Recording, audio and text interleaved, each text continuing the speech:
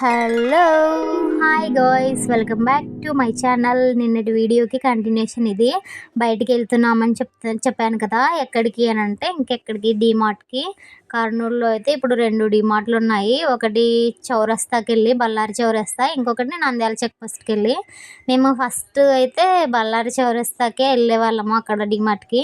ఈ మధ్యలో రీసెంట్గా ఒక 2 ఇయర్స్ అవుతుందేమో ఇక్కడ పడబట్టి, ఇంకా మా ఇంటికి ఇక్కడే దగ్గరగా వచ్చి మేము ఈ డీమార్ట్కే వస్తాము. మా ఆయన చేసేది ఇంటి చేష్టాలకి ఎన్నికలేమో ఫీలింగ్ అలా వీడియోలో సరిగ్గా కనిపించట్లేదు, కానీ ఇదేమన్నా ఇండ్లు అనుకుంటున్నాడా అని అనుకోవచ్చు. ఆమె విచిత్రంగా చూసింది.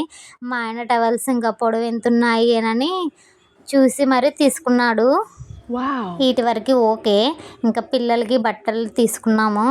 ఇంకా మా అమ్మ ఇంకా ఫోన్ చేసింది, ఇట్లా ఎక్కడ బయటికి వెళ్తున్నారంటే తిడుతుందని చెప్పాను కదా, పిల్లలకి బట్టలు తీసుకున్నాను అని చెప్పాను. నెక్స్ట్ డే ఫోన్ చేసి, ఇంకా ఎప్పుడు ఇదేమన్నా పిల్లలకి బట్టలు బట్టలు అంటారు, డబ్బులు మిగిలించుకోండి, ఎందుకు ఊక వేస్ట్ చేస్తారు, పిల్లలు చిన్నగా ఉన్నప్పుడే అంతో ఇంతో ₹1 మిగిలించుకోవాలా అని చెప్తుంది అమ్మ. అమ్మ చెప్పింది కూడా మన మంచికేలే, కానీ నా వరకు ఏంటంటే మంత్లీ ఎప్పుడోసారి బయటికి వెళ్ళి రెస్టారెంట్కి అట్లా ఒక 1000 ఖర్చు పెడతాం కదా, ఆ 1000 బయటికి వెళ్ళి తిని ఖర్చు పెట్టే బదులు ఇంట్లోనే చేసుకొని ఖర్చు, ఆ అమౌంట్ మిగిలించుకున్న అమౌంట్ పిల్లలకి బట్టలు తీసుకుందాం అనేది నా ఫీలింగ్. ఇంకంతే, బయటికి వెళ్తే పిల్లల బట్టలే కదా చూసేది అనేది నా అభిప్రాయము. ఇంకా అమ్మ వాళ్ళు మామూలు అంటుంటారు. Bye guys, please like and subscribe.